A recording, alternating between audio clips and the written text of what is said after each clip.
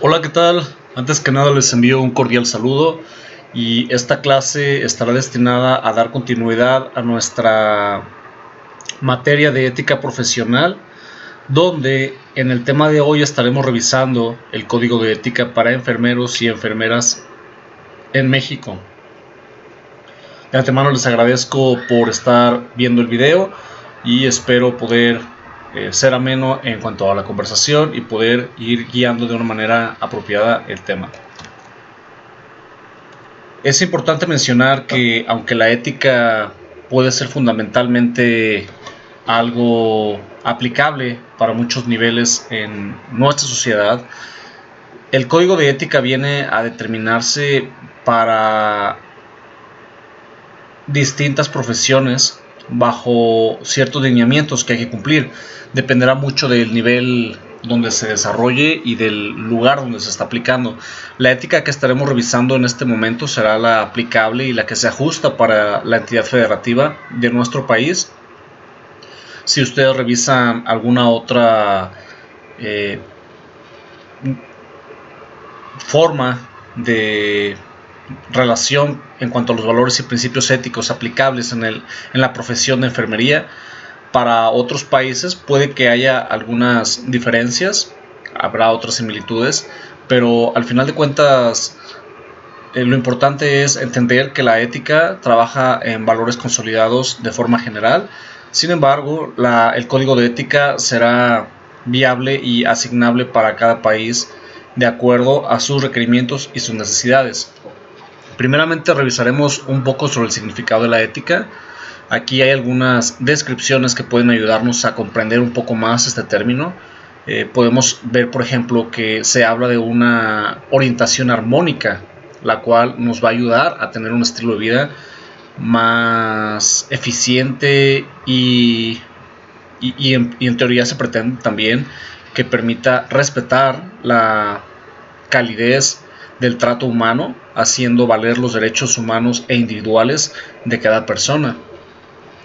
La ética también tiene que ver con una reflexión sobre la historia, sobre los hechos que han sucedido en el pasado para poder de ahí determinar cuáles son las conductas favorables que nos permiten vivir de una forma integral, respetando siempre la libertad de pensamiento y garantizando que las personas nos encontremos de una forma viable para poder sentirnos plenos dentro de nuestra sociedad.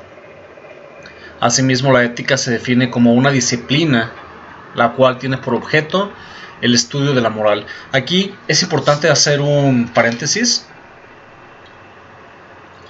Si bien es cierto que la moral parece un concepto establecido y totalmente definido, la moral viene a representar también un análisis y un desarrollo a través del tiempo, puesto que probablemente lo que era moral hace algunos años, hace cientos de años, no es lo mismo que conocemos como moral en este punto.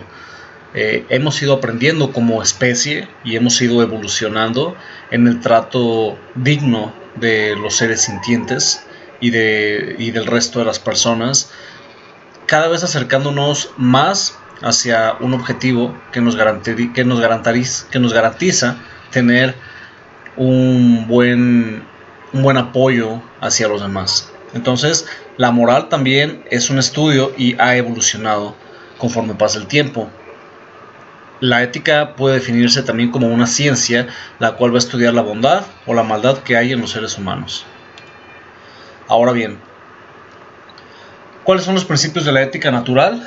Pues bueno, todo humano debe ser autónomo, inviolable en cuanto al tema de no afectar su condición como persona y de su integridad como ser humano también. Los derechos humanos se encargan de garantizar este punto. Los seres humanos tenemos que tener equidad y tenemos que tener una igualdad en cuanto a los derechos civiles y en cuanto a la relación con los demás. Ningún ser humano tiene derecho a hacer a otro algún malestar si no hay una clara necesidad. o esto establece nuestra ética natural actualmente. Entonces, deberíamos buscar siempre el respeto y una sana integridad entre todos.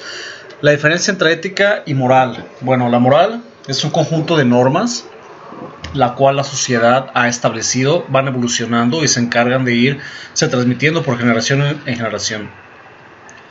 La ética es un conjunto de normas que el sujeto en cuestión o cada individuo ha adoptado en su mentalidad.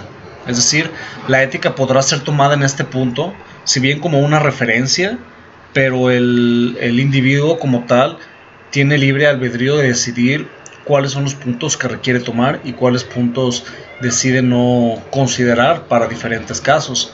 Por lo tanto, la ética es perfectible. ¿Y qué me refiero con perfectible? Que puede ir mejorando con el paso del tiempo. Vamos a revisar este concepto de deontología. La deontología fue un término que introdujo Bentham en 1834 para referirse a la rama de la ética que va a estudiar los fundamentos del deber y las normas morales. También se le conoce como la teoría del deber. Junto a la axiología es una de las ramas principales de la ética normativa. Ya estamos acercándonos cada vez un poco más a revisar el tema de aplicación normativa referente a los conceptos propios de la ética aplicable para esta profesión. Entonces, la deontología nos va a permitir estudiar cómo se va desarrollando la ética y la moral para poder fundamentarla en una norma aplicable. Y es ahí donde vamos a seguir avanzando en este punto. Su concepto básico es que, de acuerdo a la ética, tenemos que actuar en base a un código que exista definido de antemano. Es decir, no basta simplemente con tener presente cuáles son los principios y fundamentos que tenemos que tener en cuenta para ser una persona moral y una persona ética, sino que la deontología establece que hay lineamientos los cuales deben establecerse bajo un código y bajo un protocolo para poder hacer factible el uso de los mismos. Entonces, a partir de aquí podemos definir y podemos empezar a definir las raíces de nuestro código de ética para nuestra profesión en concreto. ¿Qué es la ética para enfermeras y enfermeros? ¿Difiere de la ética que llevan otras profesiones? ¿O a qué se refiere precisamente con este punto?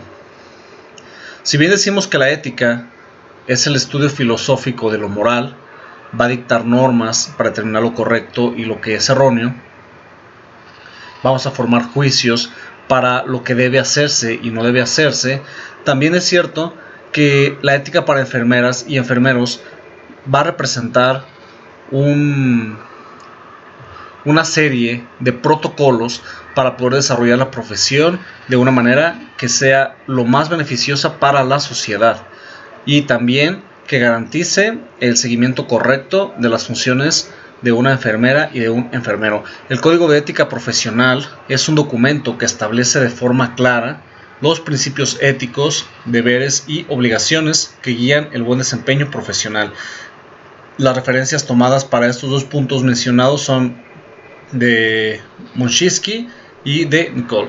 Trataré de anexar las bibliografías también en sus documentos para que puedan revisarlas si tienen alguna duda o alguna información o quieren explorar un poco más estos datos. Ahora bien, el Código Deontológico para la profesión de la enfermería. El Consejo Internacional de Enfermería, la CIE, adoptó por primera vez un código internacional en 1953.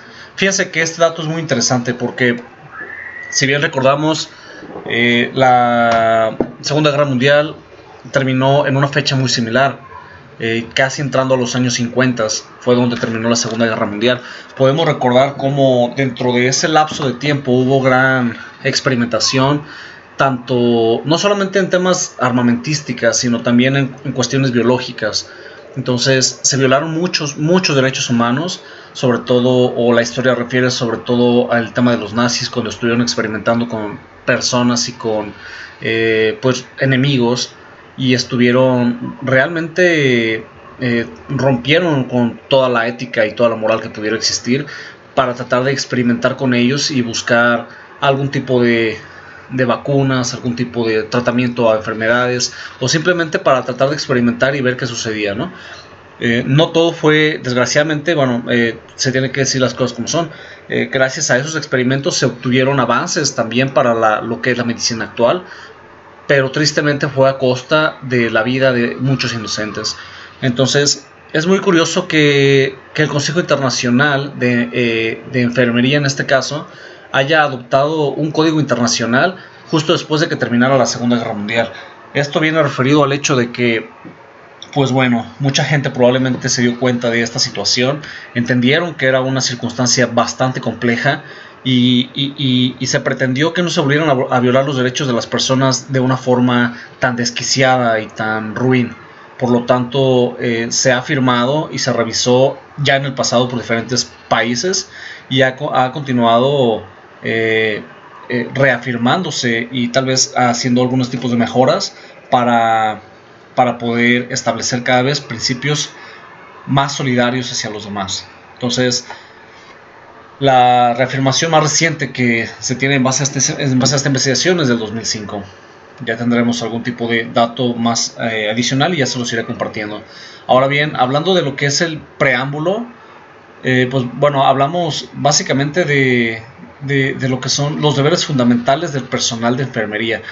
El cuidado dentro del campo de los enfermeros y enfermeras básicamente es promover la salud. Tiene que haber una cultura donde se promueva la salud para poder ayudar y auxiliar a las personas desde la prevención. ¿De acuerdo? Después hay que prevenir la enfermedad.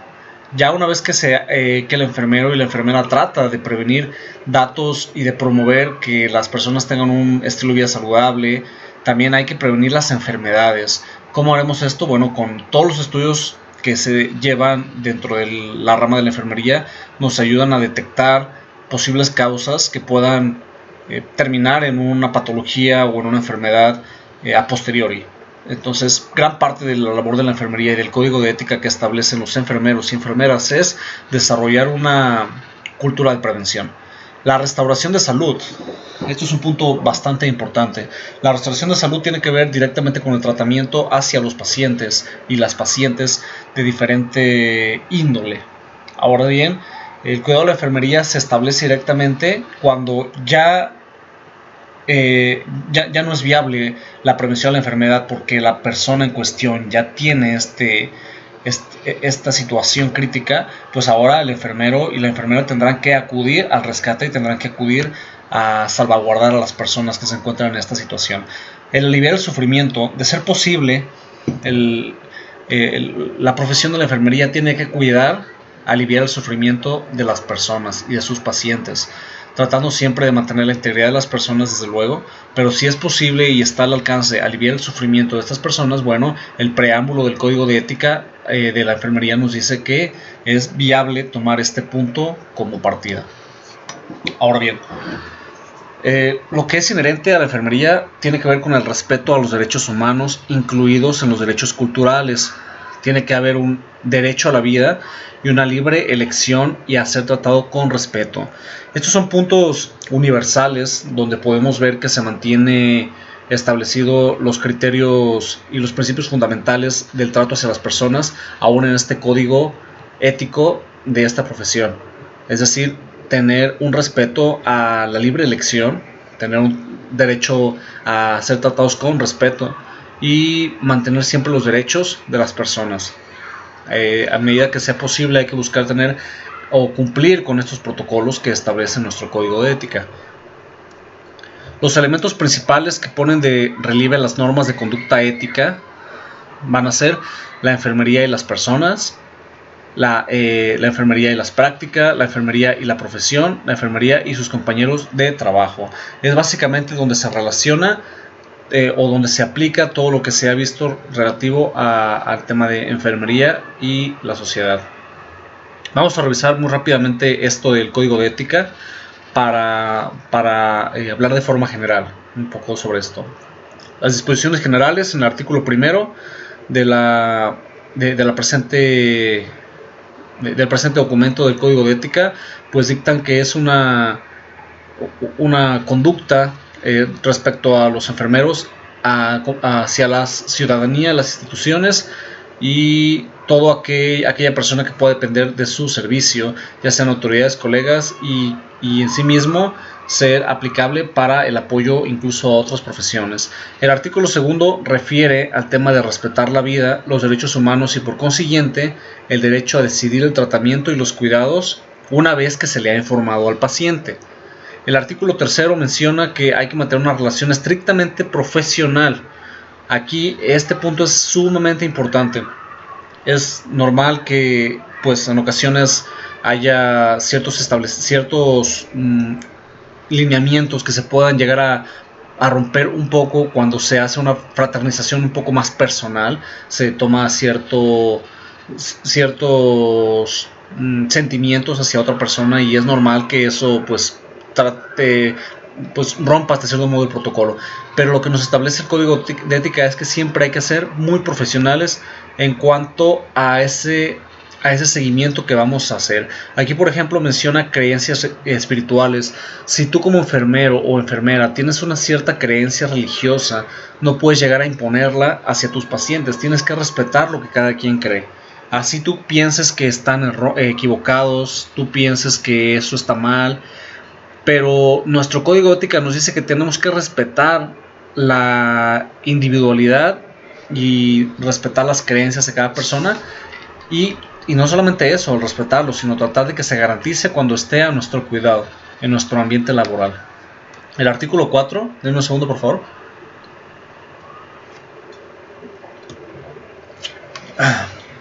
Gracias.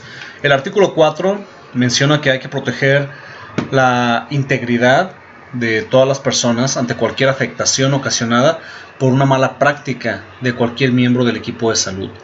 El artículo 5 dice que hay que mantener una conducta honesta, leal y conducirse en una actitud de veracidad y de confidencialidad, salvaguardando en todo momento los intereses de las personas. Este punto también es muy importante. Hay que tratar de hablar siempre con la verdad cuando nos dirijamos en este medio. El artículo número 6 nos viene a hablar sobre el comunicar los riesgos cuando haya límites y existan ciertas circunstancias que tienen que saber tal cual los terceros o las personas que están recibiendo pues un cuidado por parte de nosotros. Asimismo, el artículo 7 fomenta en las personas una cultura del autocuidado. Tenemos que ser pues personas como enfermeros o enfermeras que promuevan el autocuidado de la salud y también promover que las personas prevengan enfermedades en sí mismas.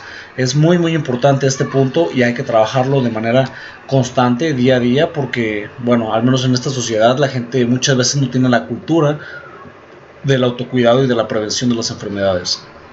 En el artículo 8 vamos a hablar sobre los cuidados que hay que tener respecto a un nivel de salud física que también garantice pues una correlación social que no comprometa la capacidad de los pacientes. El artículo 9 dice que acordar, si fuera el caso, los honorarios que con motivo de desempeño de su trabajo recibirá van a tener como una base para determinar el principio de la voluntad de las partes, la proporcionalidad y el riesgo de exposición, tiempo y grado de especialización requerida. Esto sobre todo habla más que nada en torno a los acuerdos que se realizan en cuanto al tipo de trabajo que se va a realizar. Si bien sabemos, la enfermería puede derivarse en diferentes tratamientos y en diferentes especialidades, algunas con más riesgo que otras. Entonces todo esto, el artículo 9 va a hablarnos sobre ese punto para tratar de determinar qué es lo más importante. El artículo 10 nos va a hablar sobre los conocimientos científicos, técnicos y humanísticos en el desempeño de esta profesión. Aquí utilizamos, como en muchas otras profesiones o la gran mayoría, el método científico para poder determinar los procedimientos a realizarse. ¿Cuál es el método científico? El que se basa en torno a evidencias, análisis y un desarrollo complementario de acuerdo al pensamiento crítico y analítico. Es decir, tenemos que aplicar los conocimientos que se han adquirido. Por esa misma razón, no es ético que una persona que no ha estudiado enfermería esté dando un servicio de enfermería porque no tiene la capacitación que se requiere.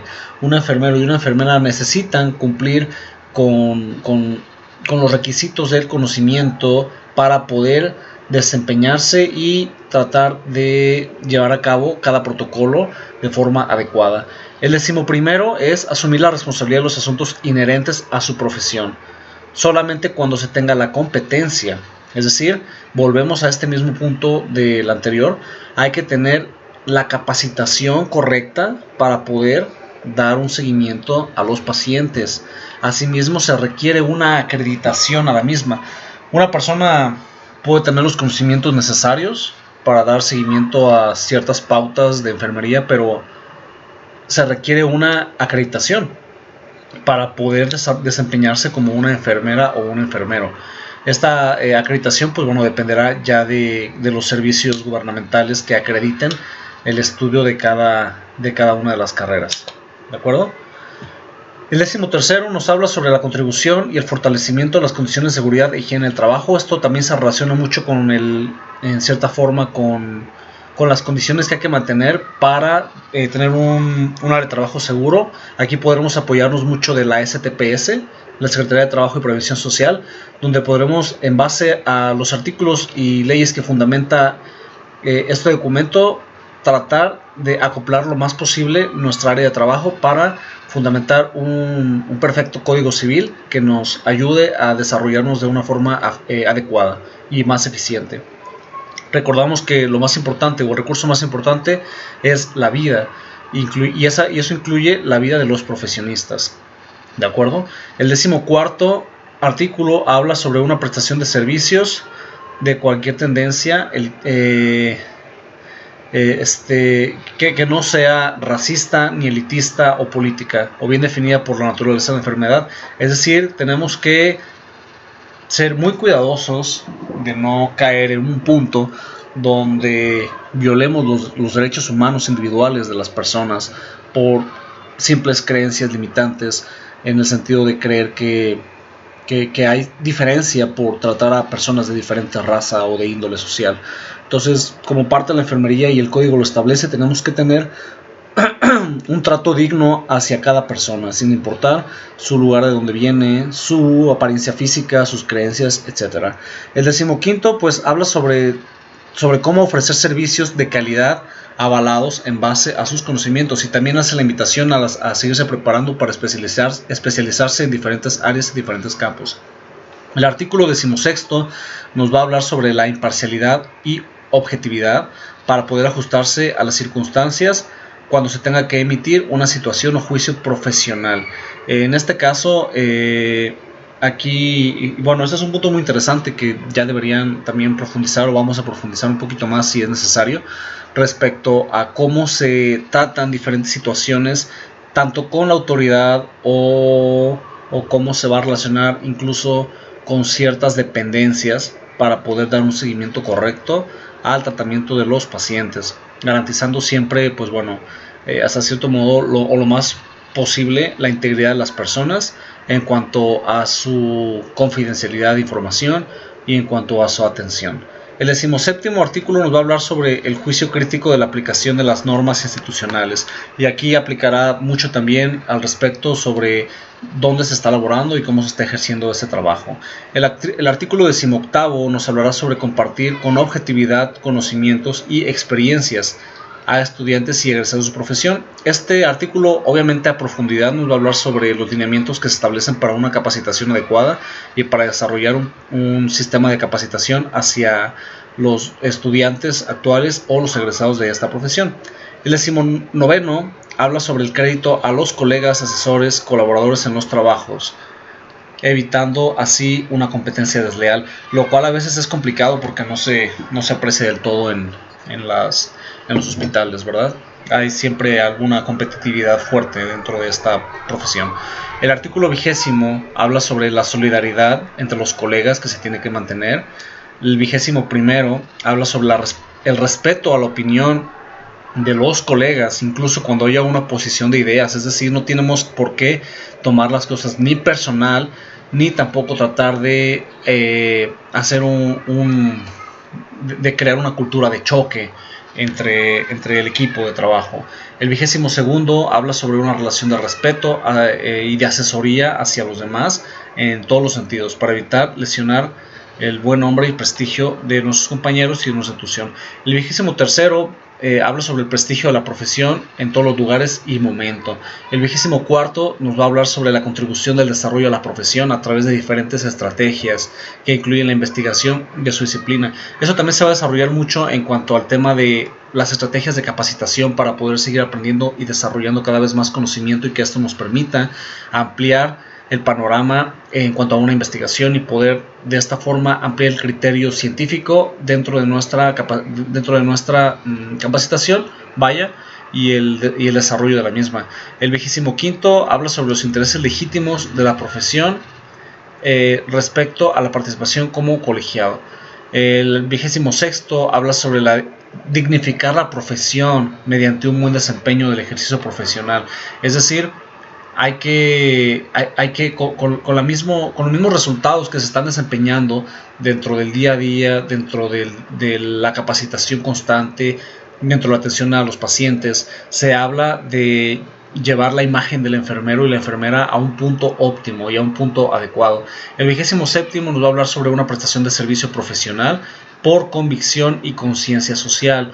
Aunque la gran mayoría de las instituciones requieren un servicio social, obviamente profesional, esto habla, la ética del código de ética nos habla que tiene que ser por una convicción. El servicio social tiene que hacerse por convicción y no solamente por una mera orden o puede ser académica o puede ser institucional.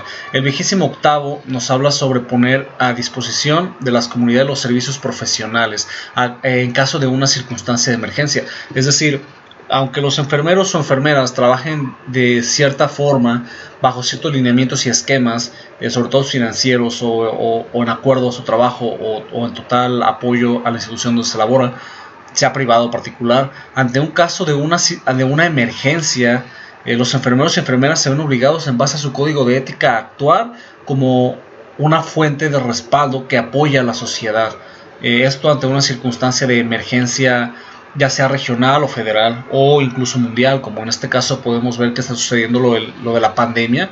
Pues bueno, es parte del código de ética que los enfermeros y enfermeras tengan que apoyar. Eso lo establece, pues ahora sí que este documento de moralidad y de ética.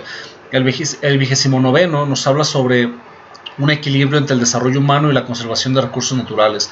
Es decir, que esto nos va a hablar, al igual que otras profesiones, este artículo se mezcla bastante bien con otras profesiones, aunque el desarrollo humano siempre nos impulsa a seguir utilizando los recursos y sobre todo recursos tangibles y no tangibles, tenemos que siempre tener un cuidado con el medio ambiente y buscar un equilibrio natural. A eso se le conoce como desarrollo o desarrollo sustentable. El desarrollo sustentable es algo que nos permite seguir creciendo, seguir utilizando los recursos tangibles y los recursos no tangibles, pero respetando o manteniendo un equilibrio con el medio ambiente para garantizar que las futuras generaciones tengan acceso y tengan un derecho al uso de las mismas. Ahora bien, ya hablamos a grandes rasgos sobre cómo funciona el código de ética dentro de la profesión de la enfermería. Ahora, hablando del decálogo del código de ética, el primer punto es respetar y cuidar la vida y los derechos humanos, manteniendo la actitud honesta y leal. El segundo punto nos dice proteger la integridad de las personas ante cualquier afectación, otorgando cuidado de enfermería libres de riesgos. El tercer punto es mantener una relación profesional con las personas sin distinción de ningún tipo. El cuarto punto del decálogo es asumir la responsabilidad como miembro del equipo de salud, siempre tratando de conservar la salud y prevención del daño. El punto número 5 establece guardar el secreto profesional, observando los límites del mismo ante riesgos y daños de la propia persona o tercero. El punto número 6 en este decálogo habla sobre procurar el entorno laboral sea seguro, lo que mencionamos de la Secretaría de Trabajo y Prevención Social, la STPS, y buscar ser pues una conformación del equipo de salud que nos pueda ayudar a mejorar siempre nuestras instalaciones. El punto número 7 es evitar las competencias desleales y compartir con estudiantes, colegas, experiencias y conocimientos en beneficio a la humanidad, sobre todo, y también hacia las personas de nuestro entorno circundante y nuestra comunidad. El punto número 8 habla sobre el asumir el compromiso responsable de actualizar y aplicar conocimientos científicos, técnicos y humanísticos de acuerdo a la competencia profesional. El punto número 9 es pugnar por el desarrollo de la profesión y dignificar el ejercicio. El punto número 10 es fomentar la participación y el espíritu de grupo para lograr los fines profesionales. Ahora bien, esta presentación está hecha de esta forma para atender algunas dudas que se tengan respecto a lo que hemos visto. Por favor, como esta clase es virtual, si hay alguna duda o algo en lo que podemos profundizar, pues lo estaremos revisando a posteriori en las siguientes clases que estaremos trabajando sobre el mismo. Estuvimos hablando de una forma muy general, ahora sí que respecto al decálogo y frente a las normativas, pero si hay alguna duda más importante, pues podemos checarla, ¿sale? Entonces vamos a hablar ahora sobre recibir atención médica adecuada. La paciente o el paciente tiene derecho a que la atención médica se le otorgue por personal preparado de acuerdo a las necesidades de su estado de salud y a las circunstancias en que se brinda la atención. El trato digno y respetuoso, esto habla sobre que los pacientes tienen un derecho a recibir por parte de las instancias médicas, y esto incluye a los profesionales de salud como los enfermeros y enfermeras, a ser tratados de una forma digna, respetuosa, que no violente su calidad como seres humanos integrales y en lo personal. Entonces tendremos que hacer uso extensivo de esto no solamente a los pacientes, sino a sus familiares. El recibir información suficiente, clara, oportuna y veraz. Se tiene que brindar la oportunidad a los pacientes de saber cuál es su diagnóstico, su pronóstico y su tratamiento, así como el saber cuáles son los pros, contras de cada uno de ellos para tratar de atender lo mejor posible, siempre y cuando también se respete pues la opinión de los pacientes. Hay que decidir libremente sobre su atención. Los pacientes, una vez que han escuchado cómo se ha desarrollado cada uno de estos puntos anteriores, van a tener el derecho de saber o de elegir también cuál es el uso en base a lo que hay disponible y en base también a ciertos puntos importantes de garantizar lo mejor para él o para ella. También tienen derecho a decidir libremente sobre el tipo de atención que van a recibir. Entonces hay que otorgarnos consentimiento válidamente informado. Entonces esto habla sobre que el paciente o la paciente puedan ser responsables de los supuestos que señale pues tanto los tratamientos o temas relacionados directamente con la normativa, y tienen derecho a expresar su consentimiento siempre por escrito. Cuando hay situaciones complicadas donde ellos no pueden desarrollar ese tipo de situaciones, se tendrá la necesidad de buscar a la persona que el paciente pues ha dejado como responsable para tratar de tomar ciertos seguimientos. Podemos profundizar un poco más en los artículos que menciona este código de ética para ver los casos excepcionales. Tiene que ser tratado con confidencialidad. El paciente tiene ese derecho, tiene el derecho a ser tratado de una forma en la que sea confidencial su tratamiento, su desarrollo. Y ya si esta persona garantiza y permite el hecho de la divulgación de este tema, ya será un punto y aparte, pero sí se requiere una confidencialidad directamente con el paciente. Hay que contar con facilidades para obtener una segunda opinión. Esto significa que el paciente tiene derecho a recibir por escrito la información necesaria también para poder tener una segunda valoración de parte del médico y de parte de los enfermeros y enfermeras. Hay que recibir atención médica en caso de urgencia. Cuando está en peligro la vida, un órgano o una función, el paciente o la paciente tiene derecho a recibir atención de urgencia por un médico, un enfermero. No importa el establecimiento de salud del que se trate, sea público o privado, con el propósito de estabilizar sus condiciones. Después de esto, ya se verán diferentes temas como el seguro o la normatividad, pero en ese momento de urgencia se tiene que atender al paciente. Contar con un expediente clínico. Los pacientes tienen derecho a contar con un expediente clínico que permita mantener un historial médico que les pueda ayudar a posteriori con diferentes tratamientos. Tienen el derecho a ser atendidos cuando sea una inconformidad a la atención médica recibida. cuando existan ciertas situaciones donde pues el paciente necesite un poco más de atención, el paciente tiene derecho a ser escuchados y recibir respuesta por la instancia correspondiente, lo cual también viene aplicable para la materia de enfermería. Entonces, bueno, profundizaremos un poco más de esto si hay alguna duda a posteriori, y también trabajaremos un poquito más en estos datos. Y bueno, por su atención, pues gracias. Básicamente esta es la presentación que se ha preparado para ustedes. Voy a dejar alguna actividad también para presentárselas a continuación. Y bueno, les agradezco mucho por su atención y les envío de antemano un cordial saludo y mis mejores deseos. Muchas gracias.